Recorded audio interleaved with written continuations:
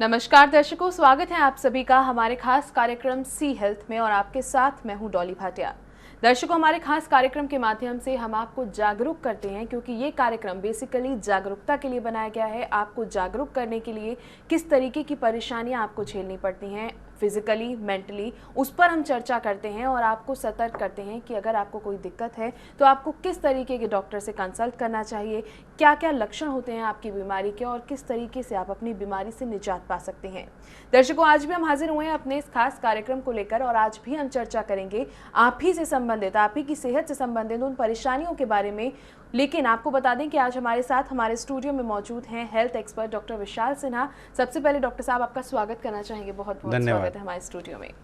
दर्शकों, डॉक्टर विशाल सिन्हा जो कि मनोचिकित्सक हैं, वो आज हमारे साथ हमारे स्टूडियो में मौजूद हैं क्योंकि लगातार बहुत सारे ऐसे केस देखने को मिल रहे हैं दिन प्रतिदिन जो अंदर से झंझोर देने वाले हैं। अभी दिल्ली का बुराड़ी रोड केस जो आया है उसने सबको दहला दिया है। क्या सवाल, इतने सारे जो सवाल हैं वो सिर्फ एक मनोचिकित्सक ही बता सकता है, एक साइकेट्रिस्ट बता सकता है कि क्या ये बात सच है, क्या उन्होंने खुद फांसी लगाकर आत्महत्या की। और तो और दिल्ली का केस, आगरा में विवाहिता ने आत्महत्या की, ये केस हम डेली सुन रहे हैं और डेली देख रहे हैं। तो क्या डिप्रेशन इसका कारण है, आखिर क्या कारण है, ये तमाम सवाल हैं आज हमारे पास और आज हमारे साथ हैं हेल्थ एक्सपर्ट इन सभी सवालों का जवाब देने के लिए। डॉक्टर साहब, सबसे पहला सवाल तो यही कि जो घटना हुई है दिल्ली में, ये वाकई में अपने आप में एक बहुत बड़ी और पहली ऐसी शायद घटना है कि एक घर में 11 लाशें मिली हैं और फिर उसका सीसीटीवी फुटेज वायरल हुआ कि अपने आप लोग अपने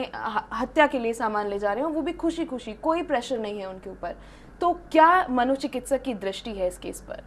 देखिए, जब तक सारे तथ्य पता नहीं चल जाते हैं किसी भी कंक्लूजन पर पहुंचना बहुत मुश्किल है। लेकिन इस प्रकार के मास सुसाइड्स काफ़ी बार देखने को मिलते हैं। जैसे अक्सर हम इससे पहले हमने देखा था कि काफ़ी एक ही गांव में कई लोगों ने, किसानों ने आर्थिक परिस्थितियों से तंग आकर आत्महत्या कर ली। एक ही परिवार के लोगों ने अपने बच्चों को मारा, फिर खुद सुसाइड कर लिया। कई बार साइकेट्रिक डिसऑर्डर्स जो होते हैं, मानसिक रोग होते हैं, जिसके कि चलते लोग सुसाइड करने के ऊपर आमादा हो जाते हैं। डिप्रेशन जब बहुत लंबे समय तक चलता है तो ऐसा हो जाता है। जो शुरुआती जानकारी है, जिस प्रकार की चीज़ें आ रही हैं कि आत्माओं से बातें हुआ करती थी या उनके ऊपर किसी प्रकार का ऊपरी चक्कर था, इस प्रकार के जो चीज़ें हैं वो ज़्यादातर साइकोटिक डिसऑर्डर्स में देखने को मिलती हैं, जिसमें कि लोगों को भ्रम होने लगता है कि वो आत्माओं से बात करती हैं, उनको आवाज़ें आती हैं और वो आवाज़ें कई बार उनको कमांड करती हैं कुछ एक्ट्स करने के लिए, जिनको कि हम टेक्निकल भाषा में कमांडिंग हैलुसिनेशंस बोलते हैं। और वो आवाज़ें इतनी प्रबल होती हैं, इतनी तीव्र होती हैं, इतनी सजीव होती हैं कि व्यक्ति उनको बिल्कुल असली मानता है और वो उसको कई प्रकार से कई बार डराने की कोशिश करती हैं कि यदि आप ऐसा नहीं करेंगे, हमारे आदेशों का पालन नहीं करेंगे तो आपके संग ये बुरा हो जाएगा या आपके परिवार के संग। तो अंततः व्यक्ति उन आवाज़ों से परेशान होकर उस प्रकार के कृत्यों को करने लगता है और इसमें कई बार वो अपने आप को नुकसान भी पहुंचा सकता है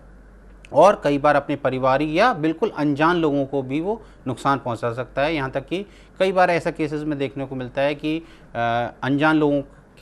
के प्रति मानसिक रोगों में एक द्वेष उत्पन्न हो जाता है जो कि वास्तविकता में सही नहीं है और वो उनके ऊपर आक्रमण कर देते हैं और कई बार इसमें मृत्यु भी हो जाती है। जी, लेकिन डॉक्टर साहब, जैसे आपने बताया आवाज़ें आने लगती हैं, लोग डर के ये काम करते हैं।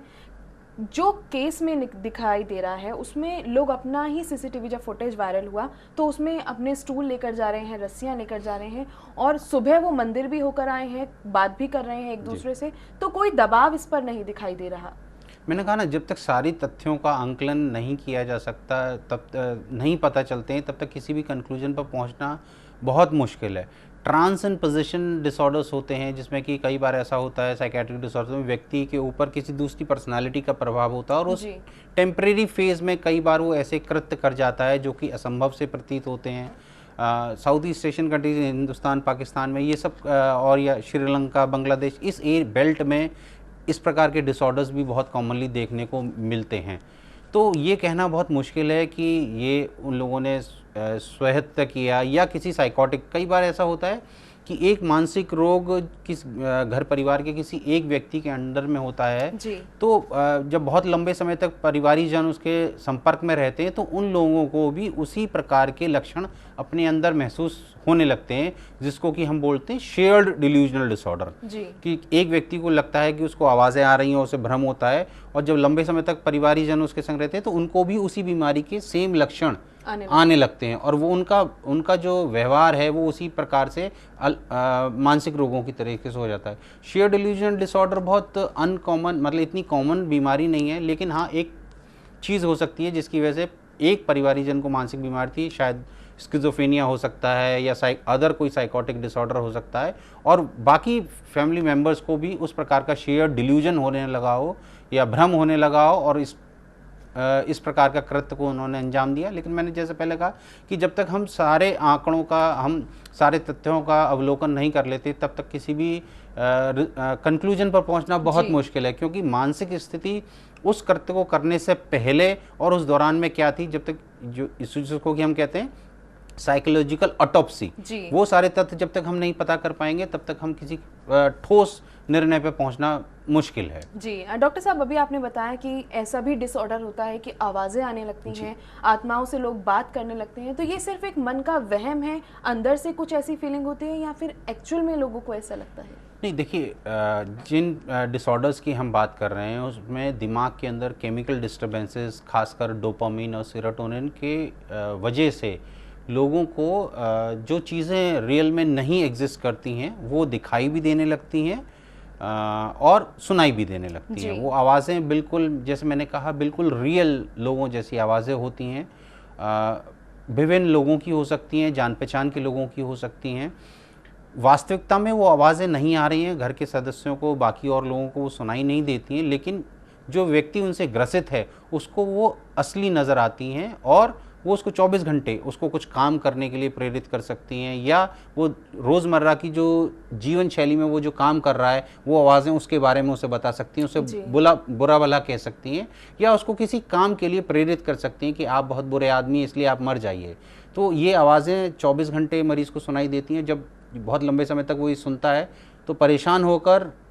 वो कई बार अपना जीवन को समाप्त करने की कोशिश भी कर सकता है, या यदि वो आवाज़ें उसको इस प्रकार से कहती हैं कि फलाने आदमी को अगर तुमने नहीं मारा तो हम तुम्हें मार देंगे, तो वो उस आदमी को भी नुकसान पहुंचाने से नहीं हिचकिचाता। जी, ये डिसऑर्डर एक मेंटल डिसऑर्डर हम कह सकते हैं, तो क्या इस स्टेज पर एक व्यक्ति को मरना सबसे आसान लगता है अगर कोई डिप्रेशन का शिकार है या इस तरीके की उसे आवाज़ें आती हैं? क्योंकि एक साथ 3 पीढ़ियां अपने आप में एक बहुत बड़ी बात है कि किसी का तो दिमाग काम करता उस समय, सबके दिमाग में अभी एक यही सवाल है कि कोई तो शायद ये सोचता कि फांसी लगाने से कोई कैसे बच सकता है। नहीं, देखिए, सुसाइड या सेल्फ हार्म जो स्टेज होती है, यदि हम डिप्रेशन की बात करें तो जब डिप्रेशन बहुत ज़्यादा सीवियर हो जाता है तो व्यक्ति की जो सोच है वो बहुत ही कुंठित हो जाती है। उस समय उसे जीवन में कोई भी आशा की कोई किरण नहीं दिखती है और उसे ये लगता है कि इतनी परेशानियां जिससे कि उभरने का कोई रास्ता नहीं है, तो सबसे आसान चीज़ उसे उस समय मृत्यु लगती है। जी। लेकिन जब वो एक्चुअल एक्ट करने के लिए जाता है तो हाँ, उसके विवेक कहीं ना कहीं उसे ये बताता है कि ये सही कदम नहीं है, लेकिन चूंकि सोच इतनी कुंठित हो सकी है वो आगे कुछ सोच नहीं पाता है और इसके लिए वो प्रयासरत हो जाता है। रही बात दूसरे प्रकार की, जैसे कि जिस साइकोटिक डिसऑर्डर्स की हम बात कर रहे थे, उसमें व्यक्ति की जो सोचने समझने की क्षमता जो होती है, अपने निर्णय लेने की जो क्षमता होती है, वो पूरी तरीके से ख़राब हो सकती है। वो अच्छा बुरा, क्या सही है क्या गलत है, क्या मेरे लिए फ़ायदेमंद है, इन सब निर्णयों को लेने के लिए वो सक्षम नहीं होता है। इसलिए हम बोलते हैं कि उन लोगों में इंसाइट नहीं होती है या वो टोटली साइकोटिक होते हैं। तो उनका जो भी व्यवहार होता है वो उनके जो भ्रम होते हैं जिनको कि वो सत्य मानते हैं उस पर आधारित होने लगता है और वो उसी प्रकार उनको रिएक्ट करने लगते हैं। जी डॉक्टर साहब, क्योंकि हम इसी केस पर भी आज हम बात कर रहे हैं, इनके जो और भी जो वीडियोस वायरल हुए हैं, इनके पड़ोसियों के जो वीडियो वायरल हुए हैं, उसमें कई बार ये बताया गया है कि बच्चों को डर लग रहा है बाहर निकलने से, उनको भी आवाज़ें आने लगी हैं। तो क्या खौफ बढ़ गया है या इस तरीके की परेशानी उनके साथ भी हो रही है? नहीं, देखिए, मैंने कहा ना, जब तक सारे तथ्य नहीं जान सकते तब तक नहीं कह सकते कि वास्तव में क्या वो किसी थ्रेट के अंदर थे, परिवार परिवार को किसी से डर था, तो ये तो नहीं, आज की डेट में वो लोग नहीं है तो उनका इंटरव्यू करके, लेकिन रेट्रोस्पेक्टिव साइकोलॉजिकल ऑटोप्सी कर इन चीज़ों को हम पता लगा सकते हैं। लेकिन जिस प्रकार से मैंने बताया कि साइकोटिक डिसऑर्डर्स जो होते हैं उनमें इन लोगों को ऐसे भ्रम होने लगते हैं, उन्हें ये एहसास होने लगता है जिसको कि वो सच मानते हैं कि मोहल्ले में लोग हमारे खिलाफ हैं या हमारे समाज में लोग हमारे खिलाफ हैं। उनको ऐसा आभास होने लगता है कि दो लोग आपस में बात कर रहे हैं तो वो मेरे बारे में बात कर रहे हैं, और उन्हें लगता है कि ये लोग मुझे पकड़ के मारेंगे या मुझे पुलिस पकड़ के ले जाएगी या मेरे संग कुछ गलत हो सकता है, या समाज का एक बहुत बड़ा हिस्सा एक बहुत बड़ी साजिश में है और जो सब मेरे खिलाफ है। तो इस प्रकार से जब उनको पूरा भरोसा हो जाता है कि इस सब चीज़ों से बचने का कोई उपाय नहीं है, कोई तरीका नहीं है, और कोई इन सब चीज़ों को समझने की कोशिश नहीं कर रहा है, तो वो आत्महत्या जैसा प्रयास भी कर सकते हैं। जी, लेकिन डॉक्टर साहब अगर पड़ोसियों की उनकी बात करें तो जब उनके बच्चे अब डर रहे हैं, उनके पूरे मोहल्ले में एक तरीके से दहशत पैदा हो गया है, तो किस तरीके से अब वो उभर पाएंगे इससे, या फिर क्या कुछ करना चाहिए? इस प्रकार की इंसिडेंट्स के बाद बहुत नॉर्मल सा रिएक्शन है किसी भी आपके मोहल्ला पड़ोस में, यदि इतनी भयावक और इतने सारे पारिवारिक सदस्यों ने की मृत्यु एक साथ हो गई हो, और बच्चों में अक्सर उनके लिए डेथ के लिए रियलिटी बहुत थोड़ी सी बढ़ती उम्र में आती है। वो क्या मृत्यु है, क्या जीवन है, इन सब तथ्यों से अभी थोड़े से अनजान होते हैं, तो एक उनके लिए मुश्किल होता है अडेप्ट करना। बच्चों में अक्सर चिड़चिड़ाहट, नींद की समस्या, या उनको खुद अपने अंदर कि मैं कहीं ना चला जाऊं या मेरे परिवार वालों के संग ऐसा ना हो जाए, इस प्रकार के रिएक्शंस बहुत कॉमनली देखने को मिलते हैं। तो काउंसलिंग के ज़रिए या कुछ दवाइयों के ज़रिए इस प्रकार के रिएक्शंस को हम बहुत अच्छी तरीके से ट्रीट कर सकते हैं। जी, तो दर्शकों को एक बार फिर से बता दें कि आज हमारे साथ हमारे स्टूडियो में मौजूद हैं साइकेट्रिस्ट डॉक्टर विशाल सिन्हा, जिनके साथ आज हम बात कर रहे हैं किस तरीके से जो केस बढ़ते जा रहे हैं, क्या लोग डिप्रेशन का शिकार हो रहे हैं, आखिर क्या ऐसी साइकोलॉजिकल डिसऑर्डर है, क्या ऐसा तनाव है, क्या कुछ ऐसा है जिसकी वजह से ये केस बढ़ रहे हैं, लोग सुसाइड अटेम्प्ट कर रहे हैं, और या फिर लोगों के मन में एक रंजिश की भावना पैदा हो रही है। डॉक्टर साहब, कई बार हम लोग खबरों में देखते भी हैं, और खबरों जब आती हैं तब हम भी चौंक जाते हैं। कि अभी एक खबर आई थी कि दो लोग खड़े थे, एक बाइक वाला आ रहा था, उसने ठेल में टक्कर मारी, ठेल से टक्कर हुई, उसने सॉरी बोला, लेकिन उसके बाद ठेल वाले ने चाकू उठा के उसे मार दिया, सिर्फ इतनी सी बात पर कि टक्कर हो गई है। तो क्या लोगों का पेशेंस लेवल कम हो रहा है? क्या ये चीज़ें इतनी ज़्यादा क्यों बढ़ती जा रही हैं? देखिए, कई कारण हैं इसके लिए। आक्रामकता जो लोगों में जैसे जैसे हम और सब होते चले आते हैं या इंडस्ट्रियलाइज होते चले जा रहे हैं, दो तीन कारण हैं जो देखने को मिलते हैं। ज़्यादातर व्यक्ति जो है वो आक्रामक स्वभाव है बेसिकली, लेकिन चूंकि हम एक सामाजिक प्राणी हैं और हमने कुछ नियम कायदे बना रखे हैं उन सब चीज़ों के लिए, तो कहीं ना कहीं हम उस आक्रामकता को कंट्रोल करने की कोशिश करते हैं डिफरेंट नियम्स के थ्रू। लेकिन समय के संग ये देखने को मिलता है कि लोगों के अंदर जो टॉलरेंस है उस वायलेंस के लिए, वो धीरे धीरे कम होती चले जा रही है। सहन शक्ति जैसे कहना चाहिए, क्योंकि संयुक्त परिवार कम होते चले जा रहे हैं, एकांकी बच्चे घर में रहते हैं, तो हर चीज़ मांगी और वो तुरंत पूरी हो जाती है, या हमने जो भी कुछ डिज़ायर किया वो हमें तुरंत मिल जाता है। तो आपको बियरेंस नहीं आती, बच्चे ये नहीं सीख पाते हैं कि मुझे किसी भी चीज़ को प्राप्त करने के लिए थोड़ा इंतज़ार करना पड़ सकता है, या एक सही समय पर आने पर मुझे वो चीज़ प्राप्त होगी। तो इसीलिए शायद वो टॉलरेंस कम है, इसीलिए वो जल्दी इरिटेटेड महसूस करने लगते हैं। उनके अंदर कैपेबिलिटीज़ नहीं है कि वो अपने रिलेशनशिप के लिए गिव अप कर सकें, क्योंकि आजकल जो टेंडेंसी डेवलप हो रही है वो ये है कि हमें सब कुछ चाहिए, हम त्याग करना नहीं चाहते। तो ये जो डिग्रेडेशन इन मॉरल वैल्यूज़ हो रहा है, ये कारण है। दूसरा कारण ये है कि जितना हमारा चाहे हमारी आम जीवन हो, चाहे वो मीडिया के थ्रू हो, चाहे वो इंटरनेट के थ्रू हो, जो वॉयलेंस के प्रति जो हमारा एक्सपोजर है वो दिन पर दिन बढ़ता चला जा रहा है। जितना वॉयलेंस मूवीज़ में, सीरियल्स में, या जिस प्रकार के और अदर मीडियाज़ हैं जिसमें यानी कि हम बच्चों के लिए अगर कहें जो वीडियो गेम्स हैं, जिसमें कि इतनी सारी बच्चा 5 साल का या 6 साल का बच्चा जो है वो स्टेन गन पे देख रहा है कि उसमें आपको 10 लोगों को मारना है और तब आप एक टारगेट अचीव कर पाएंगे, तो उसके लिए ये एक प्लेजर थिंग हो जाती है कि जब तक मैं 10 लोगों को नहीं मार देता तब तक मैं नेक्स्ट स्टेज पे नहीं पहुंचूंगा। तो उसका जो वॉयलेंस के प्रति, जो आक्रामकता के प्रति जो एक्सपोजर है वो बहुत ज़्यादा बढ़ गया है। तो रियलिटी में जब वॉयलेंस का मौका आता है तो वो उसको लगता है ये बहुत नॉर्मल सी चीज़ है, और वो जो उसका जो डर है वॉयलेंस के प्रति वो धीरे धीरे कम हो चला जाता है। और इस प्रकार कभी वक्त आने पर जब उनका एजिटेशन बहुत ज़्यादा बढ़ जाता है तो उस प्रकार का प्रयास कर देते हैं। जी डॉक्टर साहब, अभी आपने बच्चों के बारे में बात कही, वीडियो गेम्स के बारे में बात कही, सोशल मीडिया पे भी वायलेंस की बहुत ज़्यादा एक्सपोजर है, लेकिन अभी अब हम बात करें जैसे ब्लू व्हेल गेम अगर हम एक लें, ऐसे तमाम बहुत सारे गेम हैं जिसकी वजह से भी बच्चे सुसाइड अटेम्प्ट करते हैं। तो क्या ये गेम इतने हावी हो जाते हैं बच्चों के ऊपर कि वो जैसा जैसे उनको चलाते हैं वैसे वैसे वो चलते हैं? जी बिल्कुल, देखिए जो इस प्रकार के इंटरनेट गेम हो गए, ये अगर हम रिसेंटली बात करें तो DSM-4 या अमेरिकन साइकेट्रिक सोसाइटी ने इंटरनेट गेमिंग डिसऑर्डर को एक मानसिक रोग की कैटेगरी में रखा हुआ है। तो जो बच्चे या वयस्क जो भी इंटरनेट पर लगातार बहुत लंबे समय तक गेम खेलते हैं, वो एक प्रकार का नशा जैसी प्रवृत्ति डेवलप होने लगती है। जो नशा इस्तेमाल करने के बाद सुख और अनुभूति प्राप्त होती है, वही इन्हीं लोगों को इंटरनेट पर वो गेम खेलने के बाद प्राप्त होती है, और वो हर स्टेज पर आगे बढ़ना चाहते हैं। हर स्टेज के बाद उनकी जो सुख की अनुभूति है वो बढ़ती चली जाती है, और इसी आनंद को और इसी जो ज़ील है उसको प्राप्त करने के लिए, एक्साइटमेंट को प्राप्त करने के लिए वो इस गेम से छूटना नहीं चाहते हैं। और जैसे ही वो गेम से दूर होते हैं, चाहे वो इंटरनेट कम होने की वजह से हो या सामाजिक किसी परिस्थिति की वजह से, तो उनके अंदर चिड़चिड़ाहट और वो सारी चीज़ें देखने को मिलती हैं और उनको महसूस होने लगती हैं। तो जब इस प्रकार का जो एडिक्शन लेवल जैसे क्या कहते हैं गेम के प्रति होता है, तो उस प्रकार के लोग जो एक फाइन लाइन होती है रियल वर्ल्ड और वर्चुअल वर्ल्ड में, उसको वो जो है भूलने लगते हैं। जैसे कि कुछ गेम्स आपने अभी देखे होंगे जो जिसमें कि आप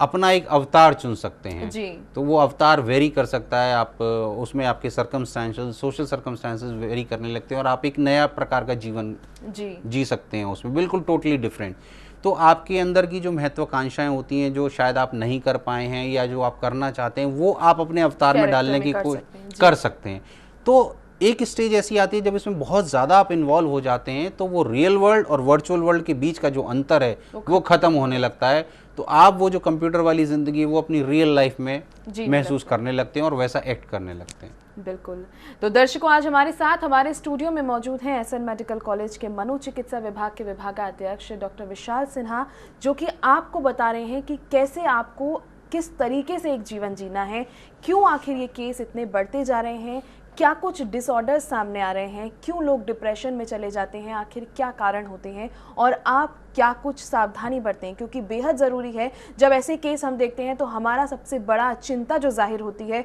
वो बच्चों के प्रति होती है, अपने परिवार के प्रति होती है कि ऐसा ना हो। तो ऐसा ना हो इसके लिए आप क्या कुछ करें और किस तरीके से आप बच सकते हैं और कैसे सावधान रह सकते हैं, तमाम जानकारी दे रहे हैं डॉक्टर विशाल सिन्हा। डॉक्टर विशाल सिन्हा से और भी बातें करेंगे और जानेंगे उनसे कि क्यों आखिर ऐसा हो रहा है। लेकिन यहाँ हमें रुकना होगा एक छोटे से ब्रेक के लिए। ब्रेक के बाद जल्द हाजिर होंगे।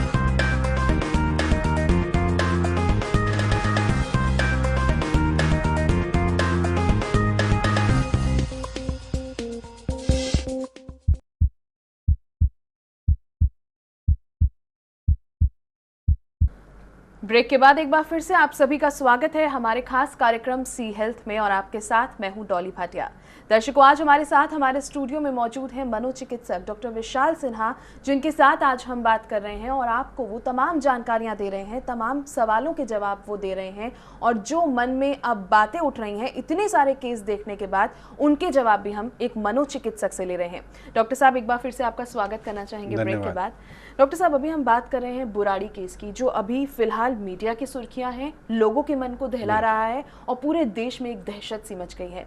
यहाँ पर जब बात आई इस केस की, सीसीटीवी वीडियोस वायरल हुए, लेकिन तंत्र मंत्र को इससे जोड़कर देखा जा रहा है। जब भी ऐसी बातें सामने आती हैं आत्मा से, भूत प्रेत से, तो क्यों तंत्र मंत्र सामने आ जाते हैं, क्यों काला धागा और ये सब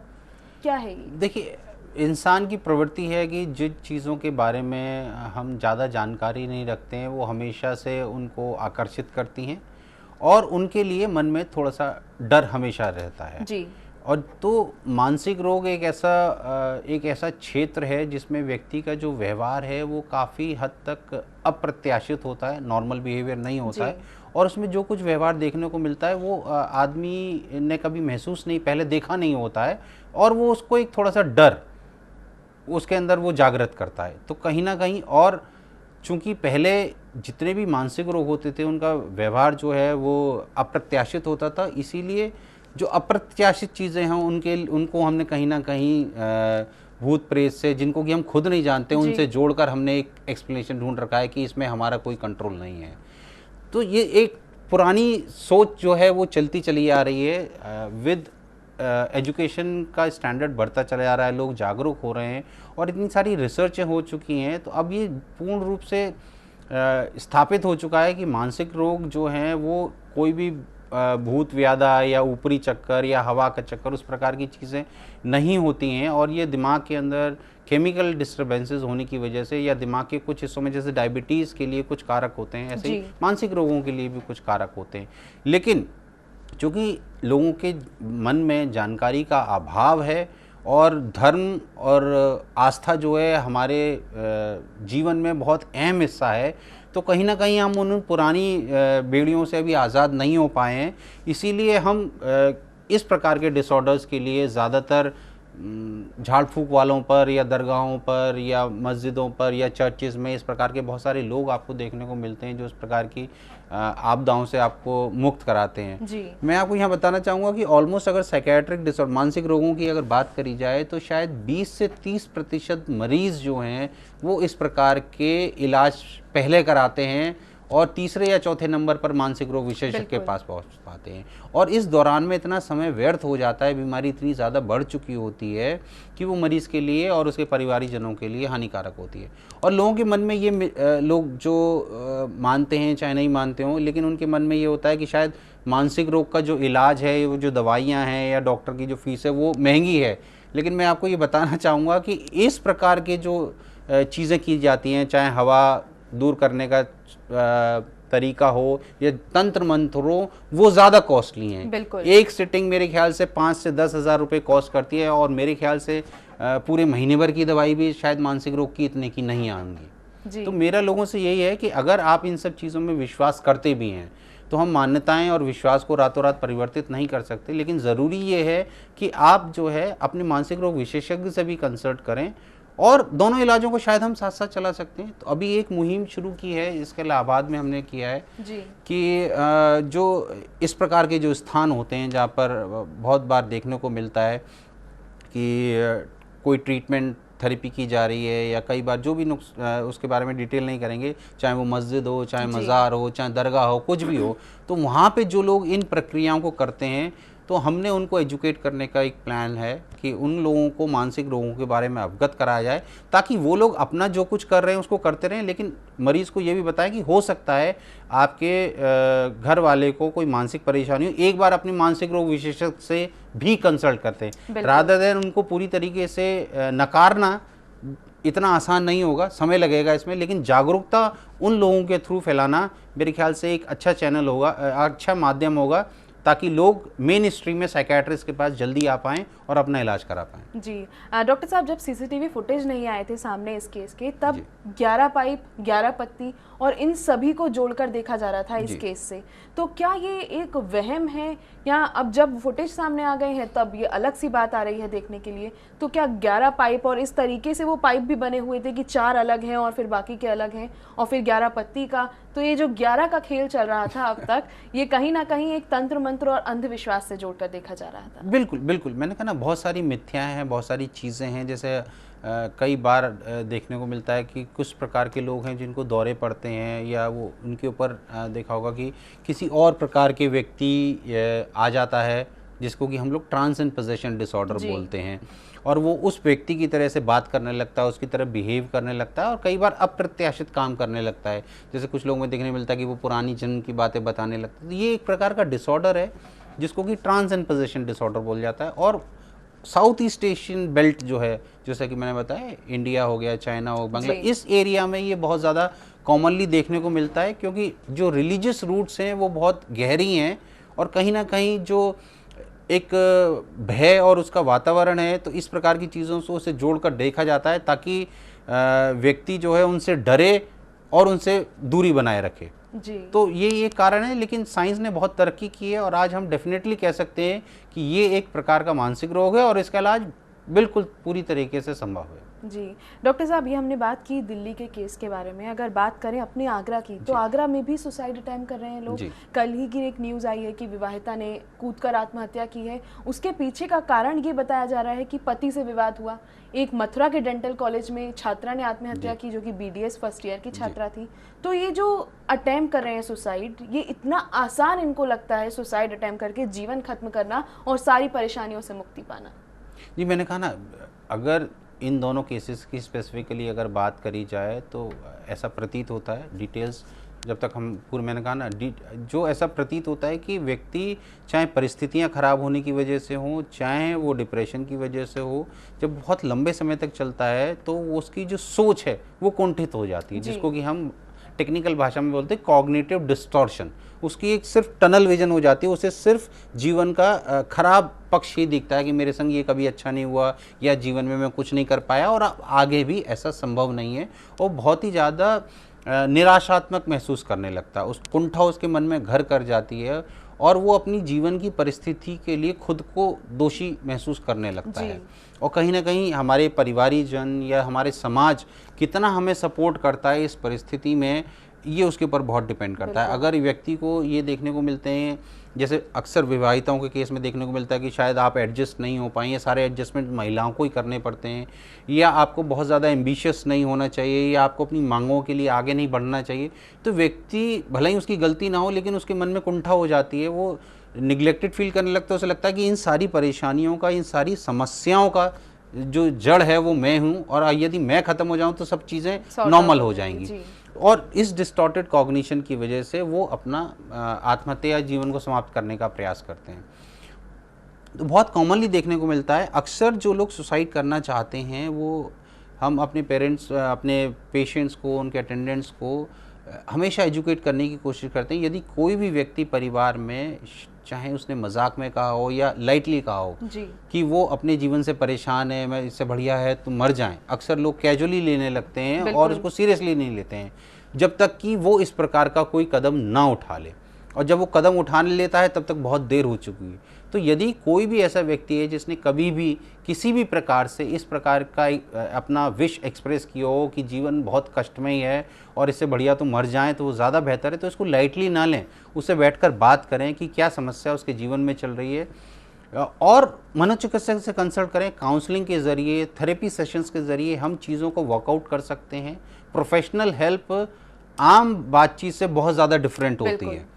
तो अगर आप प्रोफेशनल हेल्प सही समय पर ले पाएंगे तो हम एक जीवन बचा सकते हैं। एक सुसाइड अगर हम प्रिवेंट करते हैं, आप देखिए हर 2 मिनट में एक सुसाइड हो रहा है, तो ये एक प्रिवेंटेबल कॉज ऑफ डेथ है जिसको कि बचाया जा सकता है, टाइमली इंटरवेंशन। कुछ चीज़ें ऐसी हैं जिसको कि हम नहीं बचा सकते हैं, बीमारी हो गई, वो ये प्रिवेंटेबल चीज़ है कि अगर सही समय पर हम जानकारी रखते हैं और हम इंटरवेंशन करते हैं तो हम उस जीवन को बचाया जा सकता है। बिल्कुल। तो दर्शकों, आज हमारे साथ हमारे स्टूडियो में मौजूद हैं साइकेट्रिस्ट यानी मनोचिकित्सक डॉक्टर विशाल सिन्हा, जिन्होंने आपको तमाम जानकारियां दी, आपको जागरूक किया कि किस तरीके से आपको अपने जीवन को लेना है और क्या कुछ हम गलतियां कर बैठते हैं, क्या कुछ हम मजाक में ले लेते हैं जो कि आगे हमें भारी पड़ता है चल के। डॉक्टर विशाल सिन्हा, चलते चलते यहाँ पे आपसे जानना चाहेंगे, इस शो के माध्यम से आप दर्शकों को क्या मैसेज देना चाहेंगे, कैसे खुश रहें और कैसे इस स्टेज तक ना पहुंचे, ऐसी नौबत ना आए, इसके लिए क्या करें? देखिए, 2 चीज़ें हैं। हमेशा एक कहावत है, prevention is better than cure. इलाज से पहले बचाव ज़्यादा ज़रूरी है और ज़्यादा कारगर भी है। तो मैं यही कहना चाहूँगा कि टेक्नोलॉजी जो है, जिसका कि बहुत प्रभाव हमारे जीवन पे देखने को मिला है, लोग फेसबुक, ट्विटर और बहुत सारी माध्यम है जिन पे बहुत समय बिताते हैं, उस पर भी बिताएं, लेकिन वास्तविक जीवन में भी अपने परिवार, अपने लिए और अपने समाज के लिए थोड़ा सा जीवन व्यतीत करें। आउटडोर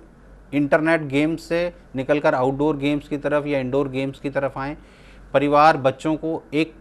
स्वस्थ माहौल और एक जो हमेशा मैं कहने की कोशिश करता हूँ कि पूरे दिन में एक भोजन जो है परिवार वालों को एक साथ बैठकर करना चाहिए, वो भी बिना टीवी या बिना किसी मोबाइल के। तो उस दौरान में हम बैठकर एक दूसरे से बातचीत कर सकते हैं, अपनी चीज़ें शेयर कर सकते हैं। दूसरी चीज़ ये है कि हमें जो अपनी महत्वाकांक्षाएं हैं, मैंने ये नहीं कहता कि महत्वाकांक्षी नहीं होनी चाहिए, लेकिन जो हमें अपने टारगेट सेट करने चाहिए वो रियलिस्टिक गोल्स होने चाहिए कि जो हमारी कैपेबिलिटीज़ हैं उनके अनुसार हमें अपने गोल सेट करने चाहिए। ये 2 चीज़ें यदि हम रेगुलरली करने की कोशिश करते हैं तो बहुत सारे स्ट्रेसेस से बचा जा सकता है। दूसरी बात कि अगर किसी को मानसिक रोग हो जाता है तो मेरा लोगों से सिर्फ यही निवेदन है कि मानसिक रोग की फील्ड में बहुत तरक्की हुई है, साइंस ने बहुत तरक्की की है, बहुत सारी दवाइयाँ हैं जिनसे कि बहुत अच्छी तरीके से हर प्रकार के मानसिक रोग का इलाज संभव है। लोगों के मन में जो धारणा है कि सिर्फ पागलों का इलाज ही एक वर्ड है जो मैं नहीं यूज़ करना चाह रहा हूँ, लेकिन लोगों के मन में ये बात है कि हाँ, जब तक व्यक्ति पागल नहीं हो जाए या कपड़े ना फाड़ने लगे या गाली गलौच ना करने लगे तब तक उसे मानसिक रोग के पास नहीं लेना चाहिए। ऐसा नहीं है। डिप्रेशन हो गया, कॉमन एंजाइटी, घबराहट, बेचैनी, आप एग्ज़ाम में परफॉर्म नहीं कर पा रहे हैं, या पर्सनालिटी डिसऑर्डर्स हो गए, बहुत सारे ऐसे रोग हैं जो मनोचिकित्सक ट्रीट करते हैं। तो अपने मनोचिकित्सक से कंसल्ट करने में देरी ना करें, उसको अपनी ईगो से अटैच करने की मेरे को मानसिक रोग कैसे हो सकता है। मानसिक रोग जैसे किसी को भी मलेरिया हो सकता है, किसी को भी टाइफाइड हो सकता है, मानसिक रोग भी किसी को भी हो सकता है। तो समय से अगर आप अपनी मनोचिकित्सक से कंसल्ट करते हैं, उसका इलाज कराते हैं, तो आप बहुत हद तक इन परेशानियों से बच सकते हैं। दूसरी बात, इन दवाइयों जो दवाई, लोगों के मन में ये भी भ्रम रहता है कि इलाज ज़िंदगी भर चलता है, या ये जो दवाइयाँ हैं ये नशे की होती हैं, नींद की होती, ऐसा कुछ भी नहीं। एक समय में ऐसा हुआ करता था, लेकिन आज की डेट में साइंस की तरक्की के बाद ऐसा कुछ भी नहीं है। एक शॉर्ट टर्म ट्रीटमेंट होता है जिसके की बाद दवाइयाँ बंद की जा सकती हैं और आप एक नॉर्मल व्यक्ति की तरह से नॉर्मल जीवन व्यतीत कर सकते हैं। जी, तो डॉक्टर सिन्हा, आप हमारे शो में आए और आपने इतनी सारी तमाम बातें हमारे दर्शकों तक पहुंचाई, इसके लिए आपका बहुत बहुत शुक्रिया। धन्यवाद। तो दर्शकों, इस एपिसोड में फिलहाल इतना ही। अगले एपिसोड में हम फिर हाजिर होंगे एक नए टॉपिक के साथ। तब तक के लिए आप रखिए अपना खास ख्याल। नमस्कार।